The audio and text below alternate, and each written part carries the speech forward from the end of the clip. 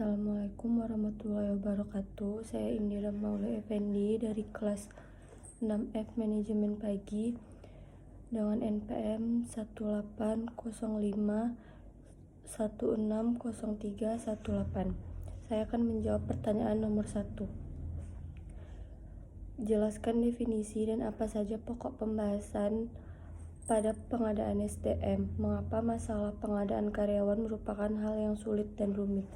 Jawabannya adalah pengadaan sumber daya manusia adalah suatu proses kegiatan mengisi formasi yang kosong, mulai dari perencanaan, pengumuman, pelamaran, penyaringan, sampai pengangkatan dan penempatan.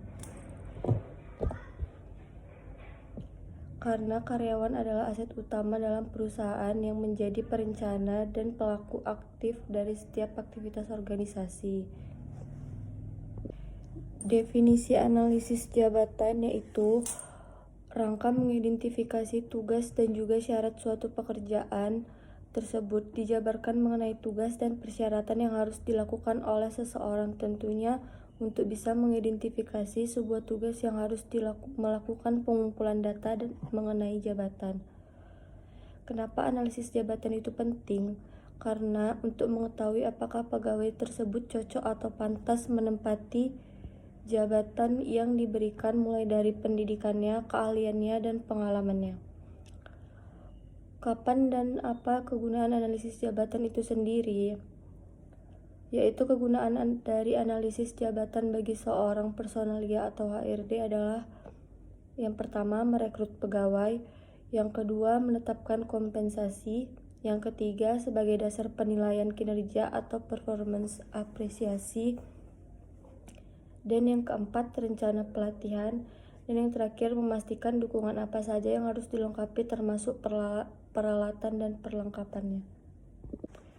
Nomor 3, rancangan pekerjaan adalah proses penentuan tugas-tugas yang akan dilaksanakan, metode-metode yang digunakan untuk melaksanakan tugas, dan bagaimana pekerjaan-pekerjaan tersebut berkaitan dengan pekerjaan lainnya di dalam perusahaan. Assalamualaikum warahmatullahi wabarakatuh. Nama saya Yolanda Fadila. Saya dari kelas 5F Manajemen Pagi, nomor NPM 1805160292. Di sini saya akan menjawab pertanyaan dari soal nomor 4 dan 5. Soal nomor 4 ialah definisi perencanaan sumber daya manusia menurut para ahli dan manfaat apa saja yang akan didapatkan perusahaan jika mempunyai perencanaan sumber daya manusia yang baik. Menurut definisi perencanaan sumber daya manusia menurut para ahli ialah: menurut Sutrisno, pada tahun 2010, perencanaan sumber daya manusia merupakan fungsi utama yang harus dilaksanakan dalam organisasi guna menjalin ketersediaan tenaga kerja yang tepat untuk menduduki posisi jabatan yang tepat pada waktu yang tepat. Semua itu dalam rangka mencapai tujuan berbagai sasaran yang akan ditetapkan. Menurut Sardamayanti pada tahun 2009, mengemukakan bahwa perencanaan sumber daya manusia merupakan serangkaian kegiatan yang dilakukan untuk mengantisipasi kegiatan dan lingkungan pada organisasi yang akan datang, dan untuk memenuhi tenaga kerja yang ditimbulkan kondisi tersebut. Manfaat yang diperoleh dari perusahaan yaitu: yang pertama, kebutuhan SDM yang kompeten akan terpenuhi. Yang kedua ialah di tengah persaingan. Yang keempat, membuat kinerja SDM semakin efektif dan efisien. Soal nomor 5 ialah: sebutkan definisi analisis kebutuhan sumber daya manusia. Faktor-faktor apa yang menjadi pertimbangan, dan jelaskan teknik-teknik perkiraan analisis kebutuhan sumber daya manusia. Yang pertama itu adalah definisi analisis kebutuhan sumber daya manusia.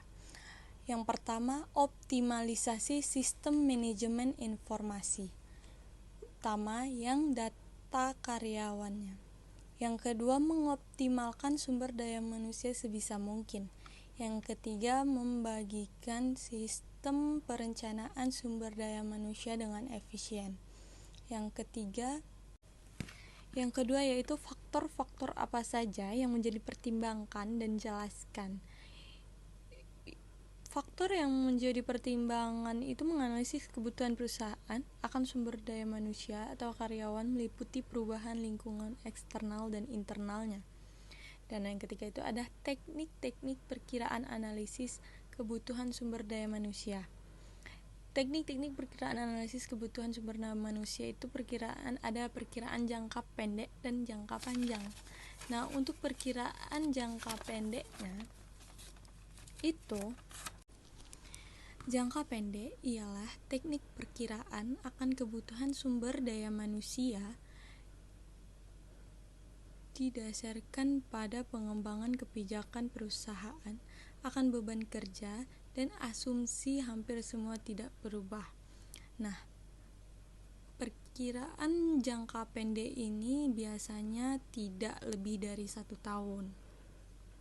Dan jangka panjang itu terdiri atas analisis permintaan unit dan permintaan keorganisasian. Sekian dari penjelasan jawaban saya. Assalamualaikum warahmatullahi wabarakatuh.